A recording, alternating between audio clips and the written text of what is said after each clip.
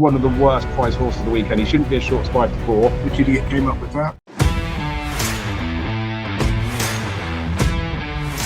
Hello and welcome to GG Weekend Watch, kindly sponsored by BetMGM, with myself, Kate Tracey, Dave Young, and the return of Mr. Mount. Andrew is back with us then after a couple of weeks off, and Matty did so well last week that we've decided to boot him off, basically. He was just doing far too well, and we got the subscribers and the likes that we needed on the show then to bring, or to just draw Andrew Mount back in again. But just to touch on Matty's success rate, and of course Dave's then as well, but Matty did win the Battle of the Naps though, Flying Fortune. He was smashed in the end, wasn't he? 2-1 favourite, and that was to land the first ITV race for Market Raiser.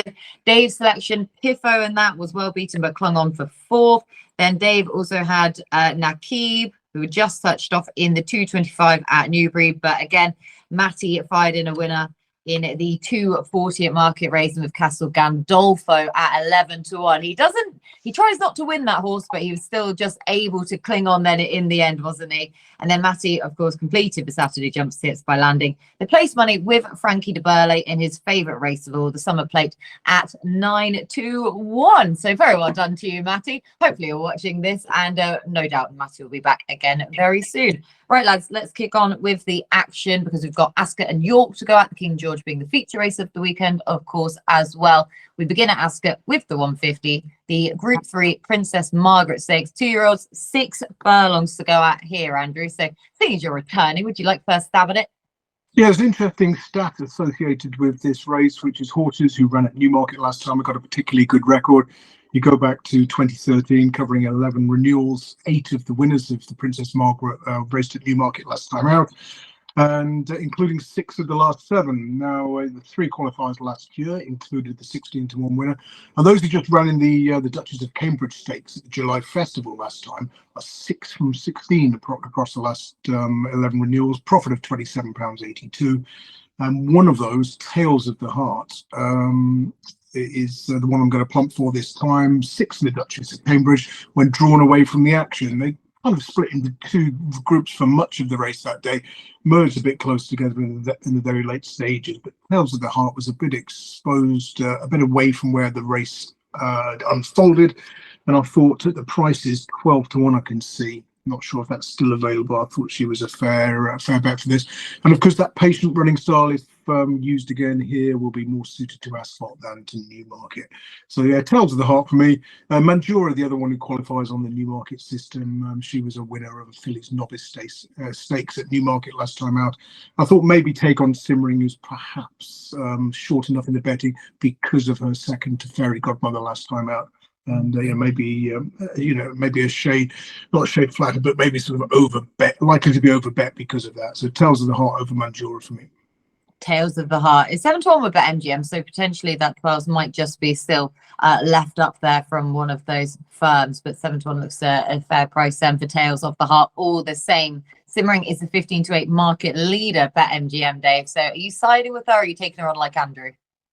No, I think we're going a roundabout way, but I will explain it. But yeah, I think I'm going to have to side with Simmering. We do like Tales of the Heart. We put her up together before, didn't we? But and I do get what Andrew's point is making there about being on the wrong side of the action, but it's still, to me, just as bare form reading it. She couldn't get it done in listed company, and this looks like a pretty good race, to be fair. I think that Simmering with that run behind Fairy Godmother, Ryan Moore has got the choice of like who he wants to ride for anyone, I guess, to an extent, but he's on top of this horse. Now Fairy Godmother was obviously boxed in and went and picked pieces up, but if you look at the form of what Simmering's done there, was beaten by Araby first time up. That horse is now rated 107, I think, won a Group 3 and a Group 2 in France. The aforementioned Fairy Godmother's 108 rated now, so it's pretty hard to suggest that Simmering was, not very far behind those 2 horses. It's hard to say this horse isn't already probably a 100+ horse. And this is a Group 3 race, so I just think that it's going to take a serious performance from those other ones. Obviously, there are a few in here that are pretty unexposed, like Mandura, that, again, Andrew's mentioned. The Crisfords have talked about, haven't they? They had a bit of a slowish start and maybe issues with some of their horses. So it may be she could be really well regarded, and they've had to wait with them, not by design. But this is a race where, like, we've had one winning favourite from the last 6, so that's potentially could temper enthusiasm, but it sounds better if you look at the last 10, because we've had 5 winning favourites from the last 10. So again, you can use facts to prove anything, considering I'm going for the favourite. No trainers won it twice in the same period, which is probably more interesting, because I don't think this is necessarily a target race. I reckon it's a bit of a plan B for lots of horses. So Simmering would have hopefully had won at Royal Ascot, but obviously hasn't. Now going to come in without a penalty. Ryan Moore's up top, so that's worked out as a nice consolation.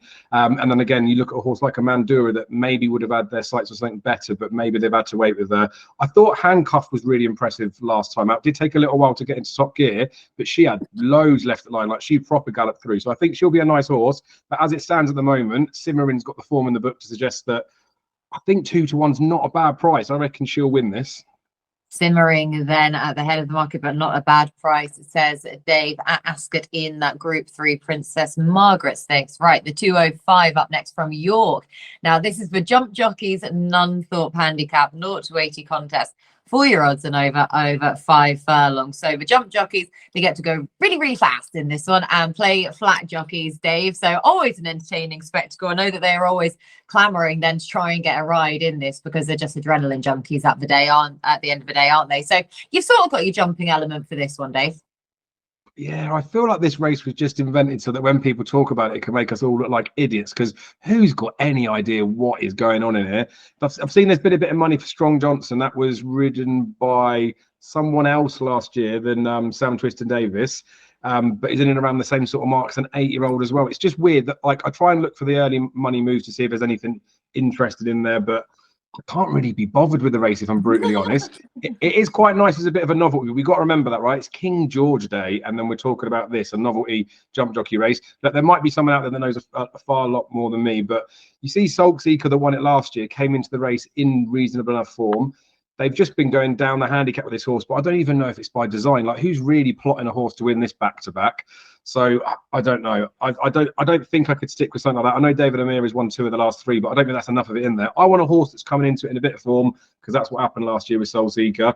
And obviously with the jumps angle in there, I can't see Sean Bowen on a horse and think, why would he be 12 to 1? Like, he should be shorter. But Zarzyni peaked at an official rating of 104, comes in here off of 80. Talk about wanting to have a bit of recent form. He's had 3 runs recently where he's been beaten the neck or shorter, twice a head and once a neck. 3 different jockeys as well, so potentially goes with everyone.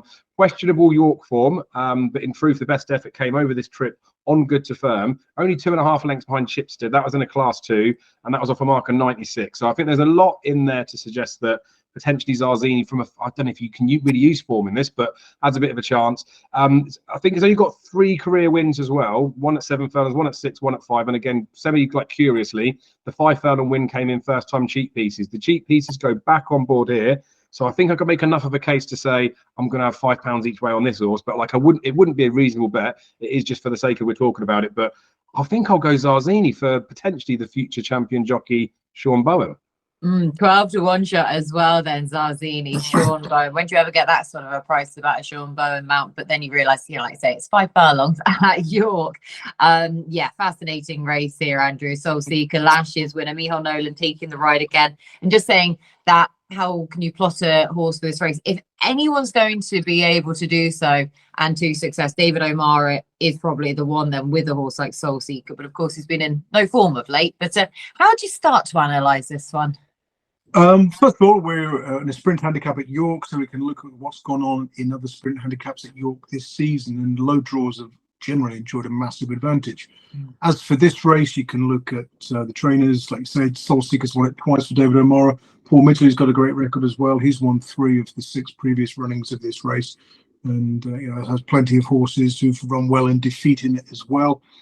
And it's interesting to note that all 6 previous winners of this race have raced within the past 4 weeks. Those that were drawn in stall 8 or lower and had that recent run were 5 from 39 for a profit of £41.50. There was I went through it with sort of giving those drawn low an upgrade. Golden Rainbow from stall 2 was particularly interesting. I put him up as a bet at Beverley earlier this week. Ran an absolute stinker.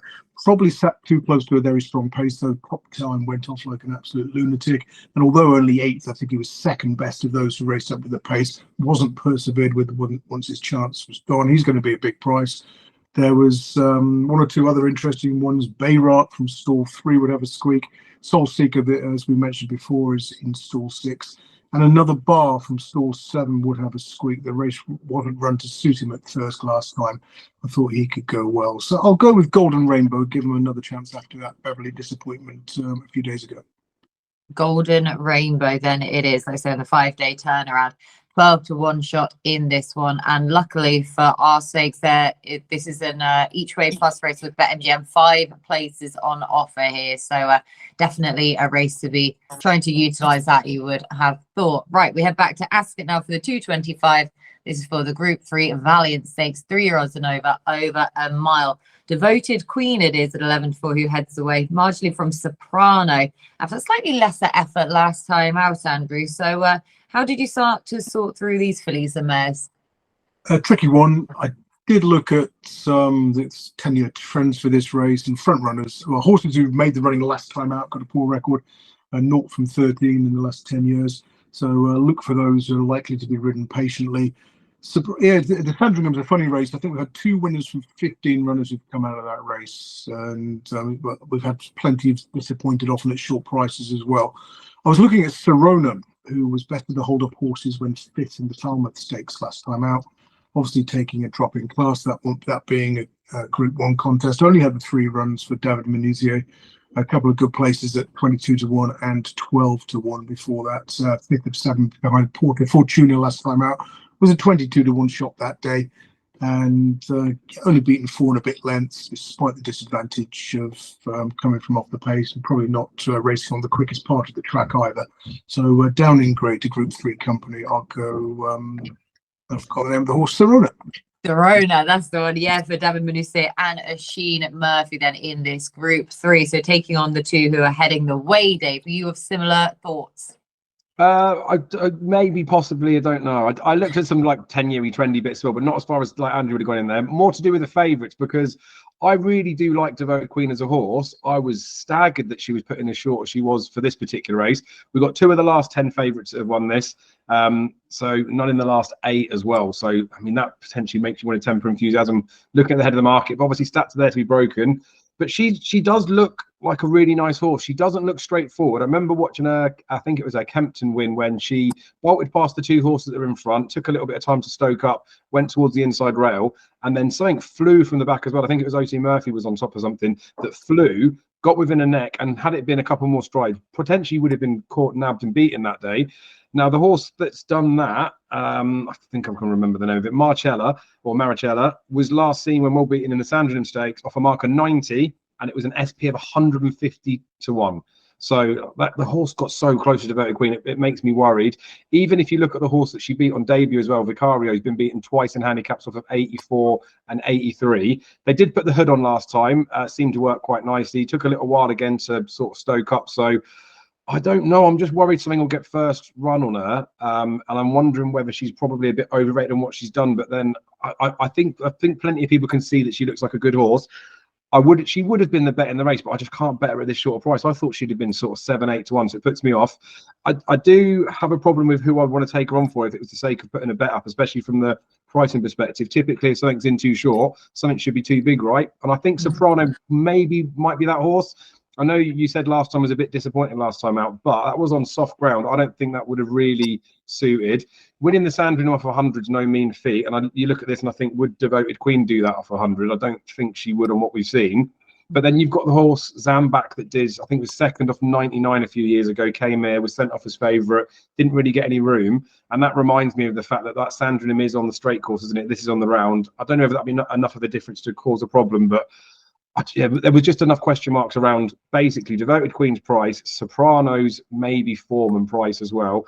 And then Friendless Soul's sort of a bit of a fly in the ointment, because something must have been amiss last time out when beating at 11 to 8 favourite. That was after winning the Pretty Poddy Stakes, wasn't it? Drops back to a mile here, and they talked about the horse being an arc one. So all of that just confuses me even more. If you look at the horse, I think was behind, was it Strutting that was behind Soprano?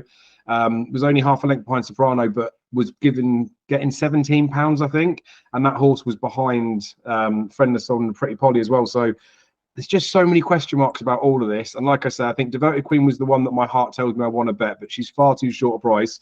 So I've talked for a while. I'm just going to sit this one out, I'm afraid. bid it out, then like you say, trying to find those horses at a price. I am with Soprano then. I basically need to claw back some of that from last time out after, as I say, I was disappointed with her at Sandown, but as has so often been the case at Sandown so far this season, where the pace just really held up, Spiritual on the front end of it. Soprano, I think we previewed this race and I said beforehand, I hope she doesn't get too far back, but I know that I'm going to have to take my medicine with that. But that's exactly what transpired. She then had to come wider. I agree with you, Dave, where the soft ground was against her then, rather than the good firm she won at Royal Ascot prior to that. So hopefully the ground won't be all that slow then at Ascot at the weekend, and Soprano can make amends for last time out, because I still thought that her Sandringham success was blistering. So hopefully she can take Group 3 honours as we head back to York for the 240. Now we have the dash handicap, not over quite as far as the jump jockeys, as short, I should say, as the jump jockeys Dundalk. 6 furlongs this time, 0 to 105 contest, 3-year-olds and over. Trefoil bidding for the hat trick here, Dave, heading the way. So can he bring up another win? Probably, possibly, maybe, who knows? It's one of them, innit? If he goes and wins again and again and again, we've got oh, he was really well handicapped. I can't really put my hand on whether he's been held by the handicapper or not. Short enough as well. I think he's 7-2 at the top of the market. Yeah, I don't know. It's one of those that we've seen lots of horses like Quinault did, didn't it? They pick up like a 6-time sequence, especially over this distance. Handicaps, like we're saying at York as well. Like if you're it just like seasonal form seems to stick up. So I can see why it's head of the market, but one that I've got a small interest in because I've bet the horse so many times is Badri. 4 places up for grabs, each way terms. We've got 14 runners. So the bookies are being nice because it should be 3 places. It's less than 16, but they should be giving us like 5 or 6. Come on, be more generous. But I think this horse has run pretty well, like here before in the past, off a similar mark. It's now 94 rated, but was 97 when 2.5 lengths behind Bielsa. That was over 6, and then one next time out on Good to Firm off a mark of 96. So I think we're in the ballpark that this horse can win off this particular mark.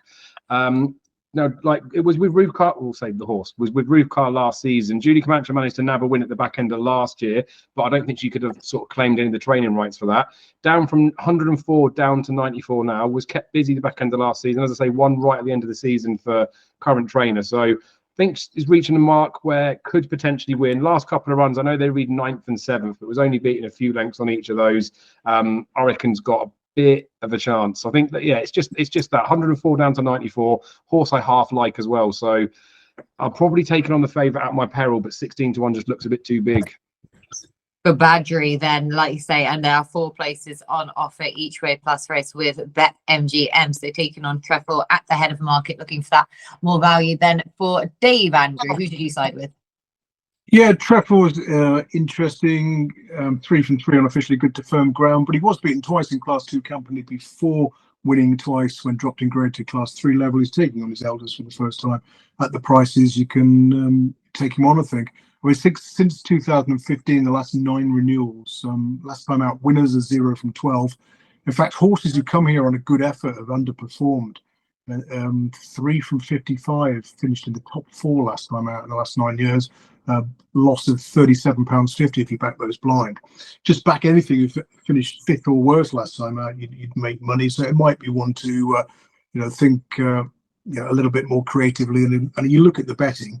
I think the first 7 or 8 in the market going up to 14 to 1 all arrive here on the back of the top 4 finish. That's just sort of lazy pricing, isn't it? Let's just look at the last run of a horse and price it up accordingly. So I think the market's got a chance of changing quite dramatically from its current position. So if you're lucky enough to have access to early prices to more than 24 pence, then you might be one to take advantage of. Now, I mean, I hate this race because it's called the Dash and it's 6 furlongs. I mean, which idiot came up with that? I know. This is the thing. I have to double check it every year. I have this, so I have to double check. I'm like, no, it definitely is still 6. Why is it the Dash? I know, but when we're running the country, it's the first thing we'll change. Oh, literally, I know. Forget all the other countries' problems. And then we'll fix the NHS after that. Now, I've got a short list of 3 here who were all out of the frame last time out with an excuse. Badri, who I put up as a bet at Ascot, finished in mid-division after meeting trouble. That perhaps didn't go quite fast enough for him here. I mean, arguably best over a stiff 5, having won at Beverley and Newcastle on numerous occasions, but does handle us an easy 6 furlongs. Indeed, 1 over 7 on the all-weather at Lingfield. So Badri's one of my 3. Dare to Hope was quite interesting. In the frame, all 3 runs here. Has been gelded since. Usually comes from off the pace. And when beaten at Ayr last time out, finishing 8th of 11, was ridden prominently, which didn't suit. And the other one was half interesting. Dapper Valley has been gelded since finishing 6th of 7 at Windsor last month, backing Richard Hannon Runner's first run after gelding operation when running in a handicap has been a profitable angle. So Badri, Dare to Hope, and Dapper Valley. I'm going to weigh in with Dave and make Badri the pick of those 3. As the pick then, Badri at 16-1, but also a good shout for Dare to Hope and Dapper Valley, those 2 at 12-1 and 14-1 respectively. Right, we head back to Ascot now for the 3 o'clock, the International Stakes, the Heritage Handicap, 3-year-olds and over, 7 furlong specialist to the 4. Carrytheone it is, who is a 9-2 favourite. Orazio, of course, back over this course and distance, over 7 furlongs again. Next in at 7-1. So Andrew, always a competitive contest. Not quite as many runners as we've seen in previous years this time around, but who wins the International? That was my first comment. Only 18 runners. Go back 10 years, and there were 29 in this. And even during the COVID-affected 2020, we had more runners than this. I'm guessing quite a few who would have run here have probably been sold to Hong Kong after running at Royal Ascot already. Now, those who've been off the track for more than 6 weeks got a poor record in this, 0 from 19. What is interesting, 9 of the last 10 winners prepped at either Ascot or Newmarket. Fairly common sense, really, given that a lot of them are coming from the Bunbury Cup. And a top 3 finish last time out has been a good one. Age 4 or 5 has been another positive angle. So really looking at those who've sort of raced in one of those top handicaps at Royal Ascot or at Newmarket. I came up with 3 that I quite liked. Orazio, 3rd at 16-1 in the Wokingham, having his first run at 7 furlongs. He's the kind of horse I want to stick in my place pot, but not necessarily want to have a bet on, because he always seems to be a little bit shorter than you expect. Carrytheone, 4th in the Bunbury Cup, and 5-1 favourite. He'd have an obvious chance. But more interesting, another Bunbury Cup also ran was Divine Libra, who was 10th of 20 at Newmarket, but a terrible draw on the far side. When I took a flyer with the draw, got it completely wrong and put up a rat who was drawn 20. And you had to be drawn low that day. You look at Alto, the winner, came from stall 10, but raced more towards the near side. Your old friend Lethal Levi made the running from stall 5. I suppose the angle would have been to look where the pace was. Lethal Levi and back horses drawn around him. And Darkness was the big eye catcher, finishing 5th from stall 14, but not a million miles behind Darkness in 10th. Divine Libra, who was sent off at just 15-2, and I thought he was probably a bigger price than he should be here. I don't know what price you've got there, Kate. I've got sort of 20-1 plus. Yeah, like I see 25-1 then top price for Divine Libra. Yeah, I think there's quite a chance that will shorten considerably in the next few days. So I'd go Divine Libra each way. Draw wise, I wouldn't get too carried away in this race. We've had the winners small over the shop, and with 18 runners, a smaller field than usual, as we've mentioned previously. I'm quite happy with stall 7. Okay, yeah, let's say he is in stall 7 here as well. 5 places on offer with BetMGM as well, another each way plus race, but that price may well go and is already under pressure as well for Divine Libra. So try and take advantage of that whilst you can. But Dave Andrews says there about the races that we saw a lot of previous winners coming on the back of into this contest at Royal Ascot and at Newmarket then as well. But there are some notable trends to be following, but also some that you can potentially chuck out, and especially when we've got a smaller field size, the draw might not be as significant, well, hopefully anyway. Yeah, maybe, but I mean, it was so close as well, and it's mad. Do I even need to say? Surely everybody knows who it's going to be. Oh, 1 minute. Oh yeah, there he is, 25-1, stall 8 by any chance? Summerghand. Oh, there he is. It's not August yet. Hold on for a few days. You've been saying this for the last how many weeks now? He's not held on. We should know that. Yeah, but that's it. I do get it. And obviously, like, if he does go and dot up at York, then everyone will say wait for him to go in then. But like, I don't think you can point and shoot with a 10-year-old, really, can you? He ran really well last time out. Like, he was 22-1 then. All the comments where everyone was saying, Dave, you're wasting your money. Wait for York. like I say, I don't think they can necessarily point and shoot. You've seen him year after year. They just keep running him, didn't they? And hope that one day he's going to get his luck. He's going to go and do it as well. The thing that was interesting, like the case I made like before, was the fact that he was okay off of his mark. The 93 that he was going back up to was fine. He was first of 10 in the group when he ran at Ascot, wasn't he? They dropped him £2 for coming third. Like there's horses that finished behind him and that have stayed the same, and they've dropped him another £2. I don't know for definite whether the handicappers like Best Mates of Salim that owns Summerghand, but I feel like he probably is. He's giving him a chance. They opened him 50s as well, so obviously Summerghand's going up. He's one of those, right? He's not exactly been defensively priced, does he? Considering he ticks a lot of potential boxes and he's a popular-ish horse. If he was like 12s or 14s, even I might have to let him go. But 33 to 1, definitely get him on the team sheet. He's going in, isn't he? And Carry the One was obviously not as eye-catching as Ascot, but was as frustrating as he was at Ascot, where he looked like the horse from behind, just never really got a gap in there. Ryan Moore definitely looked, from an attitude perspective, just to be annoyed with the horse, I think, to an extent, or annoyed with the fact there was congestion he couldn't get past, and it made me question whether there was enough horse underneath him, but I still think there is. Pat Dobbs goes back on top. So last time, although I only tipped up Summerghand, I did play the pair. I backed Carry the One, possibly had a little bit more on than I should have done, but I was happy with what I did. I think I'll do the same again. I'll have like a point win on Carry the One and have a half point each way on Summerghand, because I think Carry the One back to Ascot, back with the proper jock back on board. Obviously, no disrespect to Ryan Moore. I think this might be the time to get it in there. So he's 9-2 top price at the moment. I think we might get bigger nearer the off. So I'll play 2 in here, but stop telling me Summerghand's not going to run well when he keeps running well, please. He does keep running well. You got him at 22 to 1 last time out, finished third, and to pick up the place money as well. But yeah, now a 10-year-old seems to run every single day, and Dave will be putting him up every single day as well. But 28 to 1 with that MGM that he is. He's a wonderful horse, and yeah, hopefully he will go close again, because again, he's been readily dismissed in the market. But Summerghand back again and Carry the One then heading away at 9-2 for 2 plays then for Dave. Right, we move back to York for the 3:15. This is for Group 2 York Stakes. 3-year-olds and over 10 furlongs. Passenger and Alflaila going head to head in this one, Dave. So intriguing little puzzle for all that we've only got the 5 runners. Yeah, this is a proper race. Like, this is some seriously good Saturday action, and obviously we're on this type of show to have an opinion, and I like to have one all the time, but I feel a little bit similar to the sort of Valiant Stakes, where I've got a bit of an idea of who I would like to win the race or who I think would win the race, but then from the pricing perspective, I don't feel confident enough whether I've got an actual in. So the one that I do like is Alflaila. Obviously took the race last year.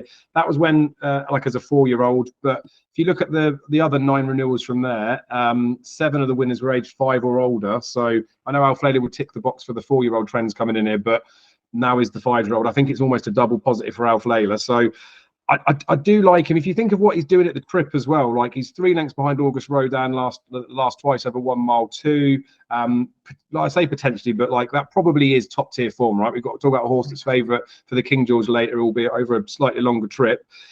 He's won a Group 2 here, and he's also I think he won a Group 3 here before as well. He's 2 from 3 at the track, only been beaten once. We know that he likes it here, so like it doesn't take a lot to suggest that he's got an obvious chance, doesn't he? Jim Crowley's on as well. I think it was Andrea Zarzyni that rode him last year. So like I do really like Alflaila, but then you've got to look at the fact that King's Gambit was a real unlucky loser at Ascot winning. I'm sure there'll be loads of people having the double on Carry the One and King's Gambit after they were both beating Ascot in similar sort of styles where, you know, you thought another day, another run, they might have won that. Gets plenty of weight, but I don't know whether Andrew will know this or could find out, but I can't remember a 3-year-old winner of this race. But funny enough, Dave, I've just looked at the Roll of Honour over the last 10 years and saw the absence of 3-year-olds. So I'm just going to put it in the database now and see if indeed many or any have actually attempted it. Well, that's the thing, isn't it? So it might be that there's no winners because none have tried. But again, I wouldn't know any of them. He does get lots of weight, but it's just that, and I don't know. I don't know whether King's Gambit's up to the standard of would he come third to an Auguste Rodin, even if he was getting a bit of weight. But like I do respect him, and again, he's almost priced like he's tempting at 4 to 1. Passengers like an even more interesting one, because essentially we should all remember the Dante run that was last May, where it was just stuck behind a wall of horses. So we talked about the hard luck story for King's Gambit. Passenger would have bolted up in that race, I think, if he'd got a bit of a gap. Form in fields of 8 or less, he's unbeaten. So this is a small enough field that there's no way he's going to get boxed in and stuck behind horses. He was good in the Huxley earlier this year as well. He does want that good to firm ground. My only like semi-weird worry with him is that his last run in August after flopping in the Derby, although he won, wasn't really very good. It was a bit scrappy and wouldn't be good enough to win this race, I don't think. And then his better runs have come in May time. Now, there's not that many runs to go by, so I don't know whether it is a time of year thing with him or not. But that is either a red herring or something that we need to look at. It's got to give £3 to Alf Layla as well. So that's another reason to be like, oh, I feel like Alf Layla would be the one. So I don't know. It looks like a seriously good race, but for the want of me trying, I can't find a way in. So I'll sit back. But my heart would say that Alf Layla should win this, but I haven't got the minerals to back him. The minerals to back him at 2-1 then in here, back over this same course and distance that he absolutely loves. And we talk about York form time and time again, but for all that, Passenger hasn't got that little C next to his name, but how unlucky he was, as you just said there, Dave, in the Dante last year. Perhaps he should have that C next to his name for the York form as well then. But 7-4 Passenger, Alf Layla 2-1. Andrew, how did you split them? Yeah, just going back to the stats for 3-year-olds, 6 have tried in the last 10 years, no winners. One of those was 5-4 on favourite. You'd have expected from those half dozen, 1.5 winners. So you're sort of verging on, perhaps there is something in it. Go back to 2006. I think that might be when the race started. Certainly as far back as my database is letting me go. 1 from 14. And the record of 4-year-olds isn't particularly great either. 6 from 42. And you'd have made a loss backing those. But in the last 18 years, you could back every horse in this race and make a profit. Back all the horses aged 5 or older, you'd made a profit of £27 over the last 18 years. But it's tricky. I think the most interesting aspect is the tactics. You've got a number of horses here who can race keenly and like to come from off the pace, or who are often slowly away as well. Alf Layla and Passenger in particular, the two that fit into that category. So you won't be surprised if either of them won. Royal Rhyme, if it was soft ground, you'd want to back him, I think, but it's not soft ground. He's usually pulled out if he doesn't get any dig in the ground, so I'm not even sure he's going to run. I know they ran him at Ascot last time, but that was in Group 1 company behind Auguste Rodin, so there might have been a bit more sort of incentive there to run, given the status of the race and the meeting. Not saying that this one isn't a particularly good meeting either. Ancient Rome comes from off the pace. And you've got King's Gambit, who we all know was unlucky at Royal Ascot when he was given too much to do by William Buick, but he did race quite prominently when winning the London Gold Cup at Newbury, of course, the time before, a race in which the Charlton Yard have got a fantastic record with horses who often go on to be Group 1 winners, Time Test, for example.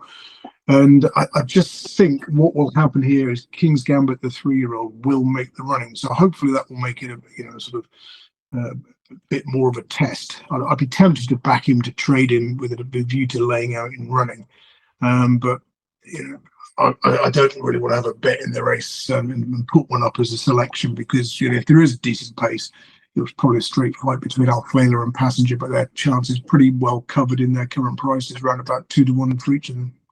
So both of you agreeing then, like I said, the horses are all priced up accordingly, and what we always try and do with betting is to try and find the horse that isn't, and to try and beat the traders then. But both of you have said that Passenger, Alf Layla at the right prices there, but perhaps the betting way in with King's Gambit to go forwards, and maybe better than lay and running. 3:40 at Ascot. This is going to be our final scheduled race, of course, the big race of the weekend, the King George Group 1 contest over mile 4 for the 3-year-olds and over. Colts, geldings, horses, fillies, mares, any age, well, provided they're 3 years or over, are all welcome here. One of my absolute favourite races of the entire season as a result of that. And Auguste Rodin, he's back to rewrite the wrong from last year. Rebels Romance, the globe-trotting superstar, 7-2 next in, 5-1 bar about the remainder, Andrew. So what's the play? Yeah, cracking race, isn't it? I mean, Auguste Rodin, he didn't beat the ambulance home in this race last year. 127 lengths, I think, officially. That was only one of 2 defeats when he's had a relatively recent run, in the last couple of months. 8 wins and a second from his other 9 starts under those conditions. Got his ground, likes the track, every reason he's going to run well. I mean, Rebels Romance, I was thinking, forget about that one. He's globe-trotting. He's probably not going to be at his best back in Europe. Hang on a minute, he's 4 from 4 on turf in Europe. I mean, Luxembourg was sort of at the cut-off point with his field size. He's got an incredible record in fields of 8 or fewer runners, 7 wins, 2 seconds, and a 5th from 10 starts. He's 0 from 6 in anything bigger, so that would sort of rule him out. But only just Middle Earth. I mean, he was the best of the hold-up horses. Went 3rd at Royal Ascot. You know, record on good to soft tour of past ground since his debut. 4 wins and that 3rd from 5 starts. Didn't like Dubai Honor because of the going, and Hans Andersen obviously in there as a pacemaker. Blue Stocking, I love her, but I thought she might be vulnerable against the Colts. That was my concern for her. I think of those near the head of the market, if you want to take one on, it's probably going to be Blue Stocking to oppose. But yeah, I couldn't really find a way into it. It's very hard to take on Auguste Rodin with confidence. You can't just point to this run last year and say, you know, he's going to bomb out again. I would think. I think if I was going to oppose anything in the race, I'd probably lay like Blue Stocking, Rebels, Romance combined, perhaps, and have Auguste Rodin and the bigger price horses, fighting for me. But yeah, I didn't want to have a bet in the race. I wanted to be very boring and just watch it. But yeah, it's really, really tricky to get a sort of angle in there and come up with a value play. Maybe, you know, if you're going to play Tote Exactors, Auguste Rodin with a few of the ones at bigger prices, that might be the way to go. And particularly Middle Earth, he seems big at 20 to 1. He does, doesn't he? Yeah, like you say, a big price and a Sheen Murphy. I know why he's had to choose Middle Earth, of course, in those silks for that ownership partnership. But Someway he could have ridden. For all that Qatar Racing are, of course, part owner of Someway as well. So James Dorr takes the ride there.